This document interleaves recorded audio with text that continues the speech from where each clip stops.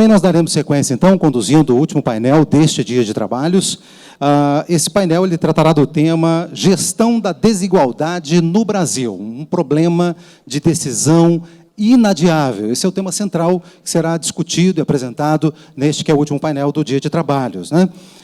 O foco, caminhos, responsabilidades na construção de um país mais digno, tudo isso será discutido neste painel. E eu gostaria de convidar, então, para que venha ao palco, por favor, a ex-ministra de Assistência Social, ministra Wanda Engel, por favor, venha ao palco. E eu gostaria de convidar também para que acompanhe ao palco o conselheiro federal, conselheiro do CFA pelo Estado de Santa Catarina, por gentileza, conselheiro Idelmar Cacias Pereira, ele que estará moderando as atividades deste último painel do dia de trabalhos e a quem já passamos a palavra para a sua condução. Fique à vontade, conselheiro.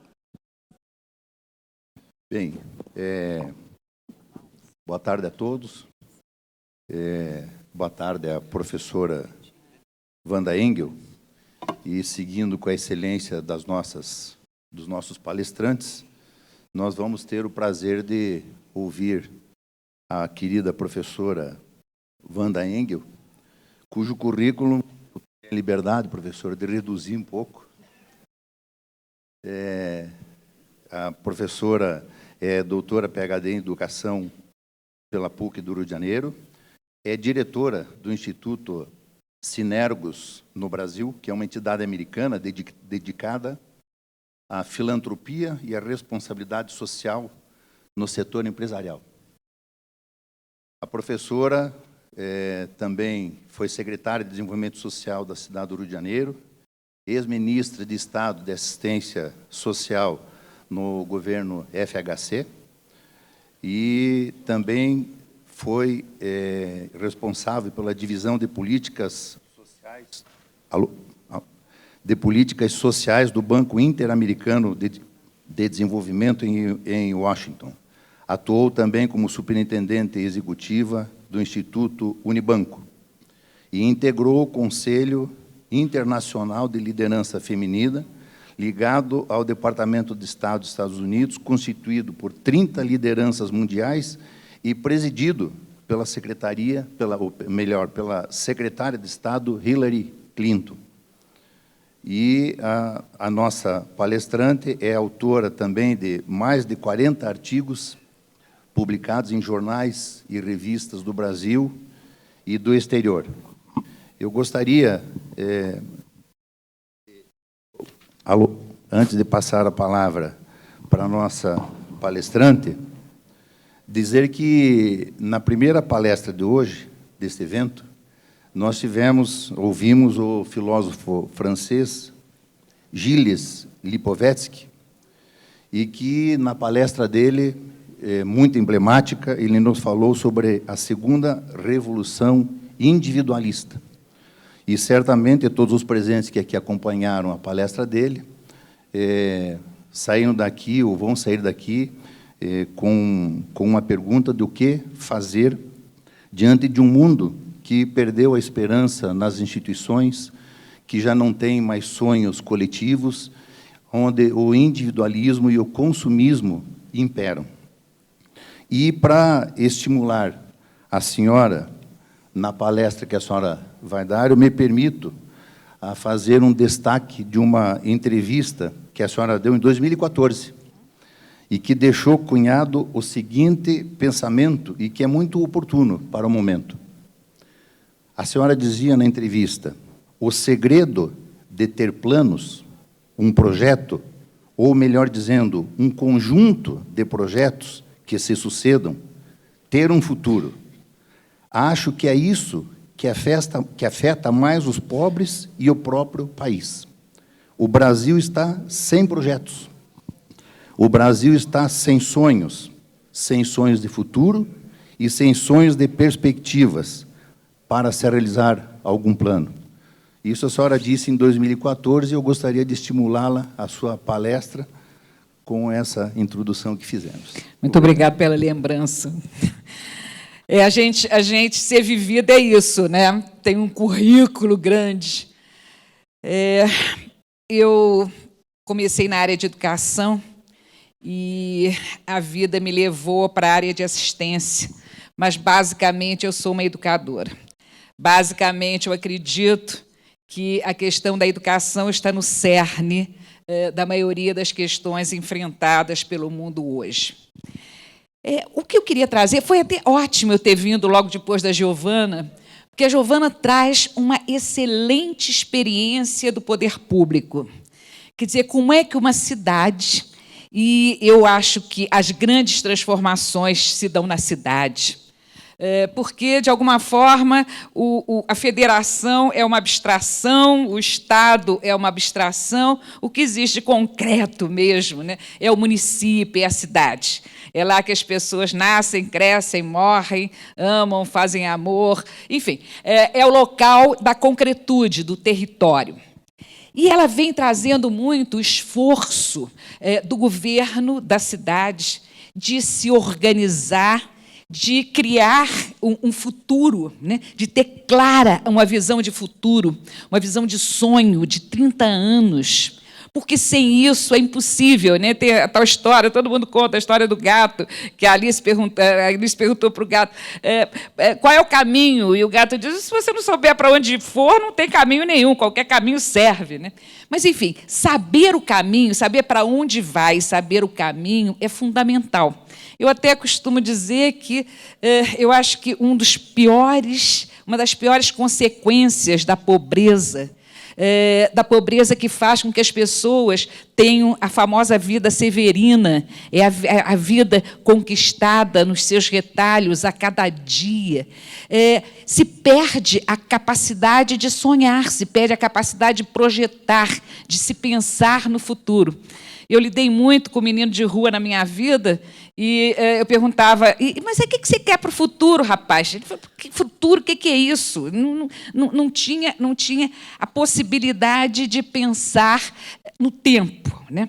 No tempo e de se projetar para esse tempo. Mas aí o que eu venho trazer para vocês é alguma coisa que transcende o Estado, que transcende os governos.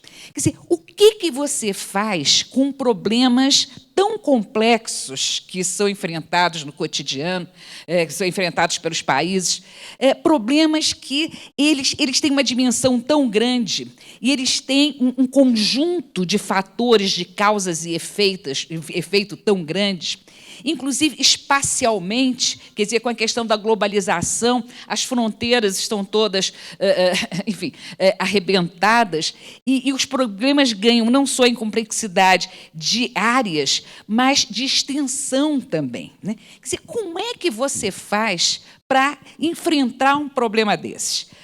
Eu chamaria de problemas complexos todos os problemas que, de alguma forma, têm essa multicausalidade, e que não podem, sem dúvida nenhuma, ser enfrentados por nenhum dos atores sociais. Pobreza, desigualdade, e eu diria até mais estritamente a questão da juventude, a questão de oferecer para as crianças um tratamento VIP desde que nascem. Enfim, são questões que efetivamente não podem ser enfrentadas só por um ator, só por um setor da sociedade. Então, eu queria um pouco discutir com vocês como enfrentar um problema complexo como esse, como a pobreza, como a desigualdade, como criar essa articulação de esforços para mudar isso que no Brasil é quase que, desde o início da sua história, uma enorme desigualdade, desigualdade em todos os setores, desigualdade que faz com que grupos sociais estejam absolutamente à margem das possibilidades de desenvolver suas potencialidades, de contribuir socialmente, etc, etc. Bom, mas estamos no Fórum de Gestão Pública. Aqui tem o meu negocinho, está aqui. Vamos lá. Como eu viria a questão da gestão pública neste momento? Quer dizer, primeiro, a gente está, sem dúvida nenhuma, numa crise seríssima. Assim, Niterói talvez esteja numa situação um pouco melhor do que a maioria dos gestores públicos, porque algum recurso financeiro, pelo menos, ela dispõe hoje. Mas, de forma geral, estados estão quebrando, cidades estão quebrando, a gente está numa gravíssima crise financeira, com desemprego, aumento da pobreza, de desigualdade. A desigualdade no Brasil sempre me pareceu assim, eletrocardiograma de morto, assim, bzzz, né? Parece que o único momento que a desigualdade diminuiu um pouco, alguns anos atrás, foi com Collor, quando os ricos também tiveram seus recursos presos. Então, quer dizer, a desigualdade diminuiu, não porque os pobres ficaram menos pobres, mas porque os ricos ficaram menos ricos. Mas, sem dúvida nenhuma, em 2000, essa desigualdade começa a decrescer e ia num movimento bastante importante de diminuição, mas isso parou, 14 aumentou de novo a desigualdade. Então, nós estamos vivendo um momento, inclusive, de aumento de índice de Gini, uma diminuição. Quer dizer, se, por um lado, aumentam as necessidades por políticas públicas, por outro lado, diminuem os recursos fiscais. Ao lado disso, os problemas sociais complexos vêm aumentando de complexidade e de profundidade e de, enfim, de uma forma absurda. Quer dizer, pegando só a questão da violência. A gente tem aqui uma prefeita que vai apresentar amanhã, Paula, né, o grande esforço de uma cidade para enfrentar a questão da violência. Saíram os dados de violência agora do IPEA que mostram que estamos vivendo um caos em relação a homicídios, a mortes por causas externas, e claramente com viés de desigualdade nisso.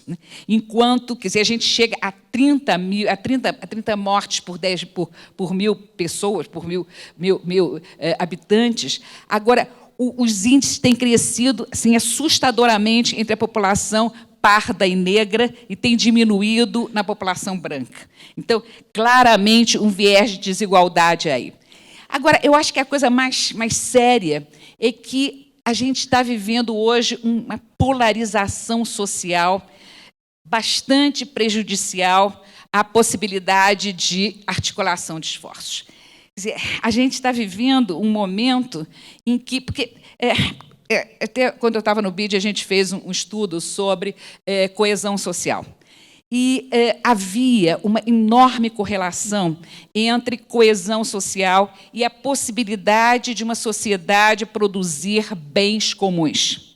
Então, as sociedades mais coesas, mais organizadas, mais integradas, eram aquelas que tinham maior crescimento econômico, maior produtividade, quer dizer, tinha consequências do campo econômico, no campo social, no campo político, essa capacidade dos grupos sociais interagirem de uma forma mais de aceitação, mais de ação comum, etc., etc.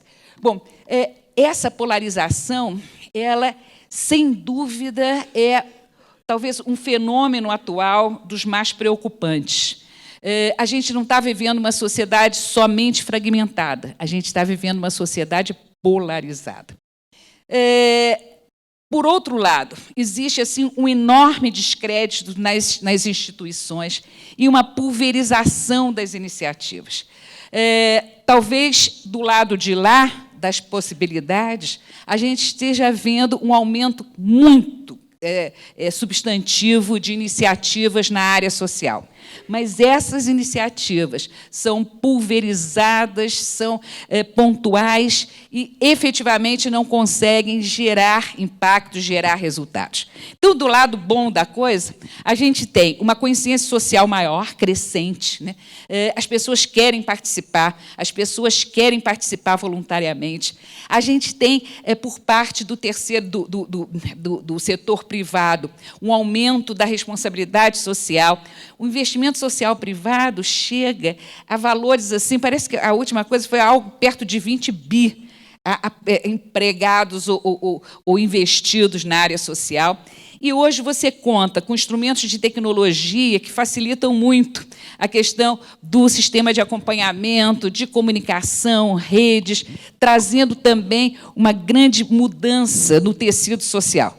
Quer dizer, vivemos agora há pouco tempo a questão da greve dos caminhoneiros, em que foi até chamado de sindicalismo em rede, que ninguém sabia muito bem com quem ia negociar, porque a paralisação, enfim, além de outros fatores, mas se baseou muito na questão das redes sociais. Então, é também um novo instrumento da sociedade que pode tanto ser usado para o mal quanto para o bem, mas é uma possibilidade importantíssima. Bom, cadê?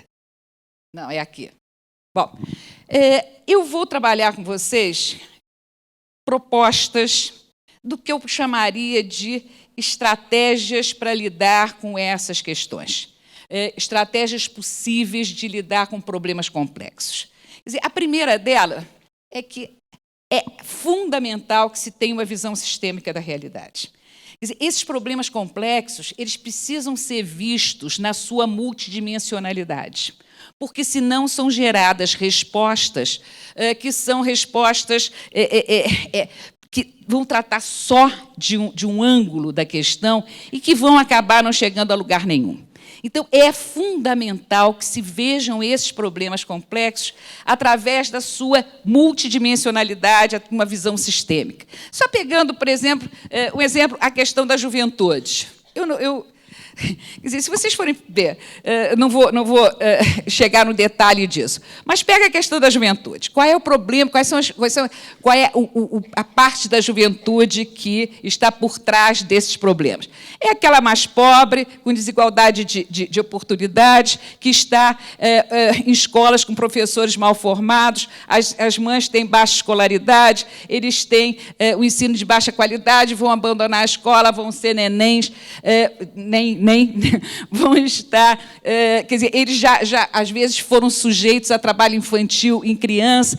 E aí tem um emaranhado de causas que têm que ser analisadas ao enfrentar esse tipo de problema. Quer dizer, não dá para pensar só na questão da juventude através de medidas voltadas para os que cometem ato infracional ou para aqueles que estão fora da escola. E, se você for ver, por trás de tudo isso, tem uma questão também de má gestão das políticas públicas. Então, esse panorama vai nos dar clareza de que, se o problema é multissetorial, a intervenção tem que ser intersetorial. Quer dizer, é preciso que a gente junte diferentes setores para dar conta de um problema complexo. Mas a coisa não para por aí em termos de complexidade. Se você for ver, você tem, além disso, fatores subjacentes a esse problema. Então, não é só aquele contexto multidimensional. É preciso que você veja esse tipo de problema na sua quase que como um filme, nas suas tendências, né? Quer dizer, como é que historicamente vem se comportando esse problema? Quer dizer, o que está definindo essa tendência para você fortalecer as tendências positivas e neutralizar as tendências negativas. Agora, isso é apenas 10% da questão, porque 90% é de questões subjacentes. Quer dizer, quais são as estruturas que estão sustentando esse contexto? Quais são as estruturas que estão definindo essas tendências, né? Quais são os sistemas de incentivo que existem, né? Quer dizer, o que está por trás, estruturalmente, desse contexto, dessas tendências? Agora, embaixo de tudo, e a coisa mais importante, são os modelos mentais que estão definindo essas estruturas, que estão definindo as tendências e o contexto do problema, né? Aí, nessa parte mais escondida, e aí a Giovana diz o seguinte: tem valores, cara, né? Tem valores. Você age, a sua ação de governo, sua ação, por trás tem valores. É isso que vai definir se os recursos vão ser aplicados aqui ou ali. É isso que vai definir se a sua, como dizia ela, se o seu tempo, se a sua atenção vai para este grupo ou para aquele, para esta área ou para aquela. Então, é fundamental que se tenha consciência do que está por trás disso, de qual é o modelo mental que está reproduzindo a desigualdade, que está reproduzindo a pobreza, etc. Quer dizer, se esse modelo mental parte do princípio de que homens brancos, heterossexuais, enfim, o mundo é deles, né? Eles têm todo o direito, e fora disso, tudo que for diferente é inferior, do inferior vira discriminado, de discriminado vira excluído, de excluído vira exterminado. O que se vê hoje é uma exterminação da juventude negra, parda, pobre. É um extermínio. Bom, eu acho que qualquer ação que se faça não pode ficar só na superfície. Qualquer coisa que se pense em termos de enfrentamento desse problema complexo, e isso aí, modelo mental, gente, é educação. Né? Modelo mental é algo que é construído socialmente no processo de socialização das pessoas, e ele é modificado pela educação, meios de comunicação, etc, etc. Bom, além da visão sistêmica a gente tem que ter foco. Quer dizer, também a Giovanni dizia, a coisa mais importante foi a gente... O que vai acontecer de estratégia aqui, as pessoas podem não concordar, mas é preciso que elas entendam que aquilo é caminho para alguma coisa. Então, eu tenho foco, eu sei aonde eu quero chegar, e se eu sei aonde eu quero chegar, é mais fácil de eu juntar, que as pessoas compreendam o movimento, compreendam o que está sendo feito. No caso de pobreza e desigualdade, hoje a gente tem, quer dizer, se você for ver a evolução disso, né, a ONU, que é o organismo que a função dele é essa, né, ele começa na década de 90 com as conferências, os summits internacionais para a questão de direito. Então, era o direito da mulher, o direito das crianças, o direito à alimentação, à seguridade, enfim, era uma questão de direito. Isso foi bom, porque houve um engajamento no sentido de que esses direitos são direitos universais. Mas a coisa andou mesmo no momento em que a ONU disse assim, olha, tá bom, todo mundo concorda em direitos, mas a gente tem que saber o que a gente vai fazer, a gente tem que saber o que vai alcançar. E vieram os Objetivos de Desenvolvimento do Milênio. Só o fato de saber para onde ia, isso deu um avanço enorme em termos da luta contra a pobreza e a desigualdade. Agora, a ONU diz o seguinte, olha, essa questão não é só uma questão econômica de pobreza, isso inclui questões do campo social, da educação, da saúde. Na verdade, ela inclui questões sociais, econômicas e ambientais. Então, os Objetivos de Desenvolvimento Sustentável ampliam quase que o escopo da luta contra a pobreza. É mais complicado. E eles dizem o seguinte também, o problema do pobre não é do pobre, é de todo mundo. O problema do pobre não é dos países pobres, é de todos. Então, ele também aumenta o escopo dos países que estão envolvidos nisso. E, para isso, né, o 17º objetivo é o seguinte, você só consegue isso através de parcerias. Então, como há um movimento internacional baseado nesses ODS, no momento em que a gente tem uma política pública voltada para a pobreza e desigualdade e adota os Objetivos de Desenvolvimento Sustentável, a gente ganha, inclusive, possibilidade de comparação internacional. Porque isso aí, os Objetivos de Desenvolvimento Sustentável, eles têm todo um sistema de monitoramento, de acompanhamento, etc., etc., e a gente pode usar esse sistema até para ver o quanto estamos avançando e nos compararmos com outros territórios, outros países, etc., etc. Então, a proposta é que, sim, se tenha objetivos, 2033, 2030, Objetivos de Desenvolvimento Sustentável são 2030.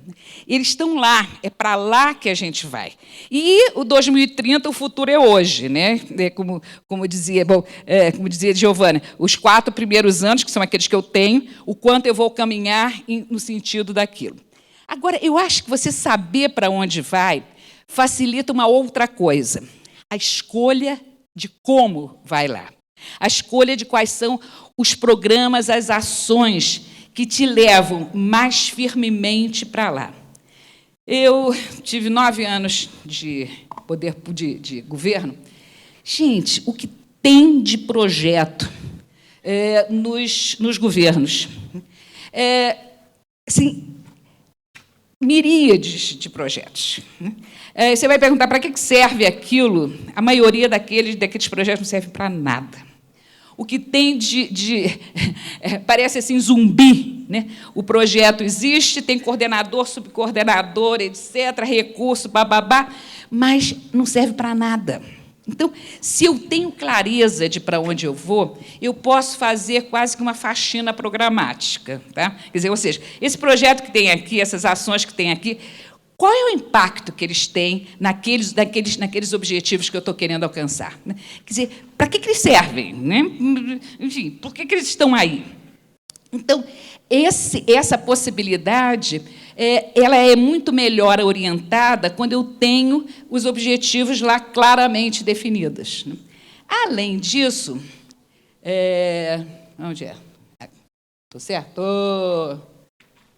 Bom, o foco, então, em objetivos, principalmente nos ODS, nos permite uma definição de metas e objetivos prioritários, a identificação, caracterização e seleção dos problemas com efetividade em relação a isso e a identificação de lacunas. Quer dizer, só tem sentido criar alguma coisa nova aonde não existe uma ação definida e que é considerada essencial para chegar lá.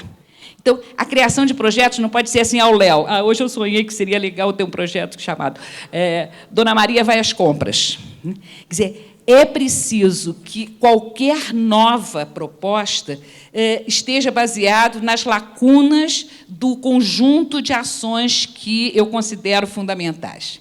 Bom, fora isso, eu diria que, se eu estou tratando de desigualdade, quer dizer, pobreza, eu resolvo com um conjunto de ações para, enfim, enfrentar a multidimensionalidade do problema da pobreza. Mas desigualdade, gente, é prioridade. Desigualdade é priorizar os mais desiguais. Então, qualquer programa que eu tenha, é fundamental que eu dê prioridade absoluta. Quer dizer, não só a situação de extrema pobreza, mas há grupos vulneráveis. É pobreza? Sim, mas a população rural é mais vulnerável até do que a população urbana. Enfim, você tem quilombolas, indígenas, população carcerária, você tem famílias mais vulneráveis, aquelas que têm pessoas com deficiência, aquelas que têm usuários de droga, enfim. Esses que estão assim no chão da desigualdade, é ali que tem que haver a priorização. É ali que eu tenho que buscar, porque eu trato, para eu vencer a desigualdade, eu tenho que tratar os desiguais de forma desigual, dando prioridade aos mais afetados pelo processo de desigualdade. Bom, uma outra questão é que os programas têm que ser organizados. Têm que ser organizados na sua lógica de funcionamento. Aí, como é que eu vou organizar? A pobreza é um fenômeno social cuja unidade básica é a família. Eu tenho famílias pobres. Então, a unidade de organização programática, primeiro, é a família. Tem que ser centralizado na família. Tem uma história de... Quer dizer, você vai ver no decorrer das políticas sociais que ele passa do indivíduo para a família, e tem uma história que é até internacional, do indivíduo e a família. Na Índia, a menina era uma mulher e 2 irmãos. Os irmãos ganhavam um prato de comida enorme e a menina ganhava um prato de comida pequenininha. Aí, aqueles programas de empoderamento, a menina foi empoderada, chegou para a mãe e falou: eu não quero mais isso, né? Como é que meus irmãos têm um prato grande e eu tenho um prato pequenininho? Aí a mãe disse assim: eu prefiro que você morra aqui, questione isso. E a menina se matou. Quer dizer, é uma história trágica, mas que mostra que não adianta você empoderar a menina se não fizer um trabalho com esta família, porque a menina é parte de um universo que ou muda o universo, ou cada indivíduo não tem um limite de mudança, né? Então, a centralidade na família e os ciclos de vida seriam a forma de organizar isso. Quer dizer, a gente tem que pensar o seguinte: porque em cada ciclo de vida, as pessoas têm necessidades diferentes para desenvolver plenamente as suas capacidades.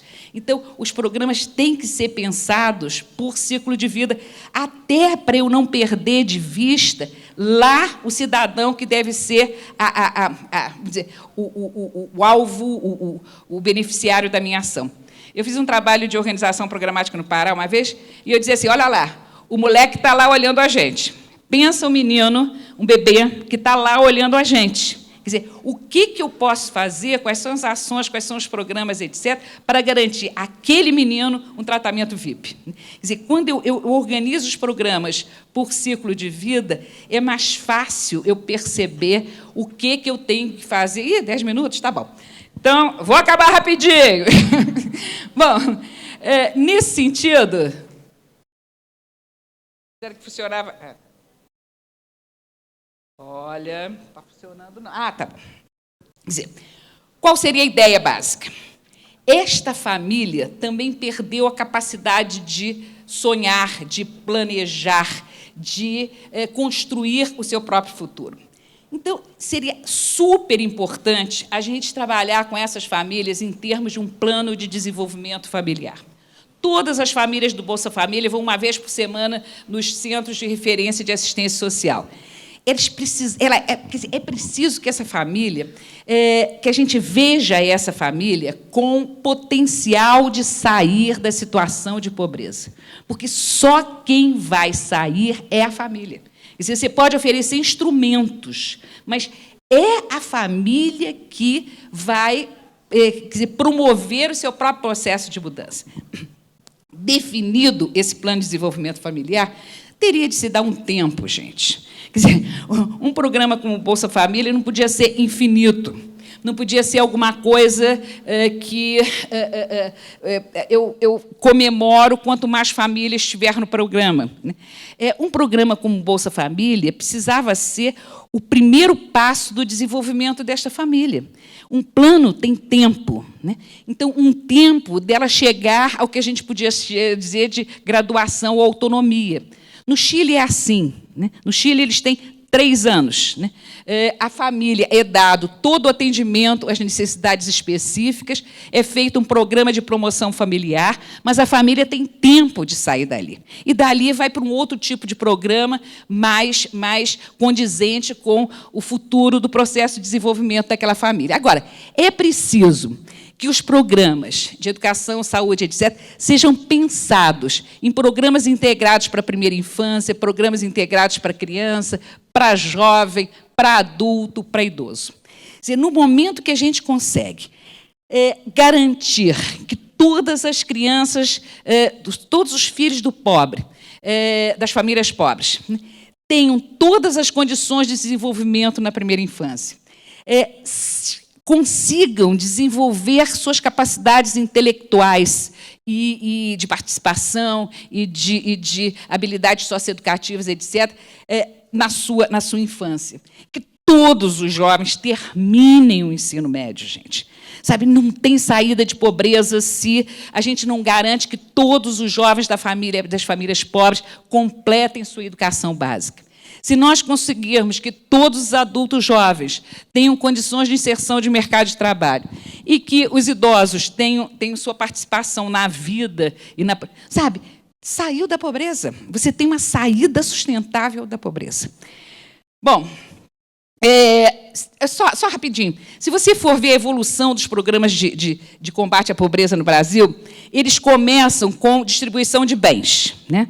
Cesta básica, enfim, você trata a pobreza pelos seus sintomas. Aí vem diz o seguinte: não, se é uma questão econômica, você precisa garantir os mínimos econômicos. Então, começam os programas de transferências monetárias sem condicionalidade, que são benefícios de prestação continuada, etc. Aí, o grande avanço foram as transferências condicionadas, que levou à necessidade, primeiro, de um cadastro único e, segundo, de uma intersetorialidade no acompanhamento das condicionalidades. Essa proposta que eu apresentei anteriormente vai mais, né? Porque aqui você espera que as crianças que tenham desenvolvido seu capital humano transformem a família numa família não pobre no futuro. Aqui não. A família recebe condições de sair, de porta de saída, num tempo definido. Agora, o grande avanço mesmo vai ser quando tudo isso for integrado no território.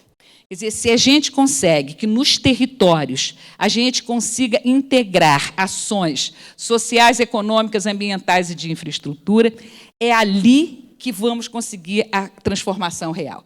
Então, a ideia é que a execução seja integrada no território.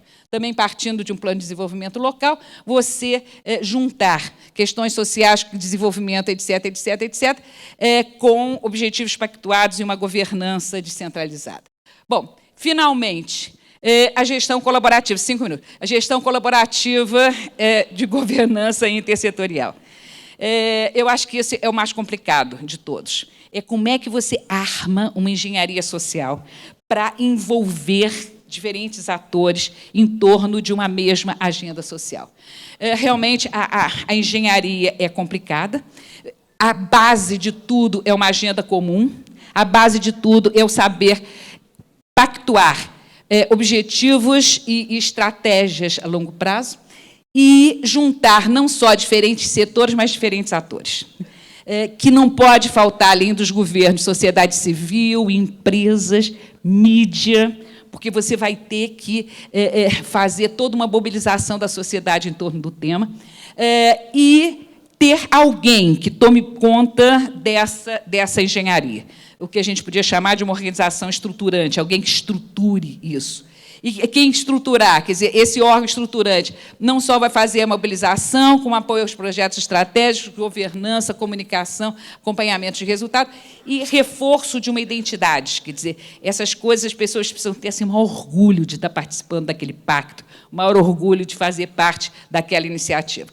5 minutos estão acabando mesmo, só para dar notícia que a gente fez isso no Pará. A agenda comum era em torno da educação.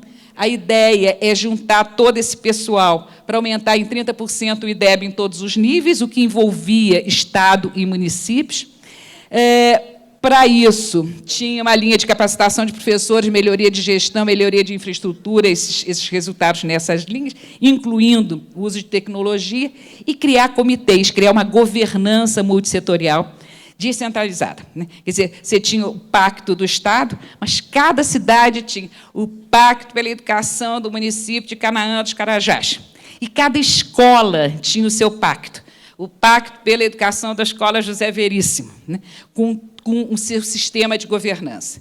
Bom, já nos 2 primeiros anos, o pacto foi lançado em 2013, em 2015, o Pará já tinha evoluído em todos os níveis, sendo que, no ensino médio, foi o segundo maior crescimento do Brasil, subiu 4 posições no ranking.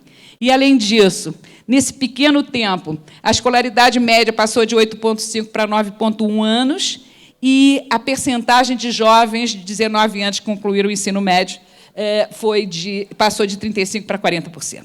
Quer dizer, eu acho que a gente, mais ou menos com isso, provou o poder dessa parceria. O poder de uma parceria que transcende o governo, que junta outros atores em torno do mesmo sonho, de uma agenda comum. aumenta, quer dizer, isso é capaz de aumentar o impacto nesses problemas, permite essa melhor seleção dos caminhos, contribui com a maior envolvimento da sociedade e, principalmente, reforça o valor da colaboração, da aceitação das diferenças, da confiança mútua, etc. É quase que um remédio contra o individualismo, corporativismo, etc., etc. E, evidentemente, que isso não é fácil, né? Começa, quer dizer, aí você tem questões de confiança, questões de conflito, questões de poder, questão de resiliência, porque demora, e outras coisas. Mas, principalmente, também funciona como mecanismo de controle social, diminuindo os focos de corrupção e, de alguma forma, melhorando a qualidade dos serviços. Em síntese, eu diria que temos problemas cada vez mais sérios, cada vez mais complexos, cada vez mais espacialmente expandidos. E, para mim, não há outra saída a não ser tentar integrar esses esforços em termos de um destino, um objetivo pactuado que consiga, enfim, fazer o milagre da integração desses esforços para aumento dos resultados do impacto. É absolutamente urgente e fundamental a gente aumentar os impactos das ações de cada um. Bom, só isso, muito obrigada.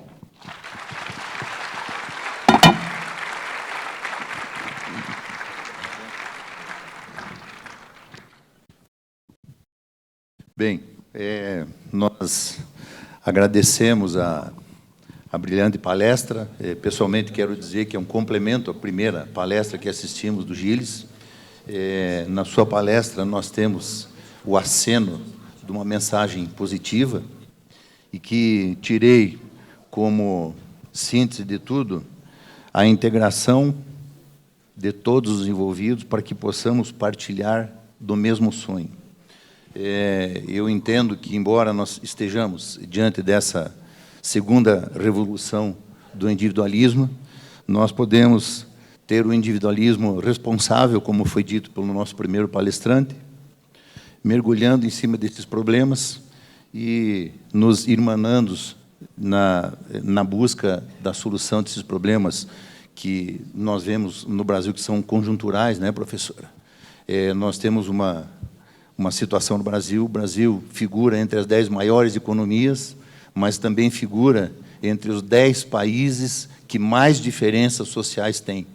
E tenho certeza que, com a sua proposição e com os itens todos da administração que a senhora colocou, a visão sistêmica, foco em objetivos, organização programática articulada, execução, e gestão e governança. São as ferramentas da administração. Nós não temos nenhuma pergunta, mas eu gostaria de perguntar para a senhora, já que a senhora tem uma visão bastante focada em cima do sistema das soluções desses problemas, como é que a senhora vê a participação dos administradores, dos profissionais da administração, diante desse contexto que nós estamos da nação e diante da busca de um novo pensar e da solução desses problemas que nos afligem a todos? Eu acho que é uma missão central, absolutamente importante.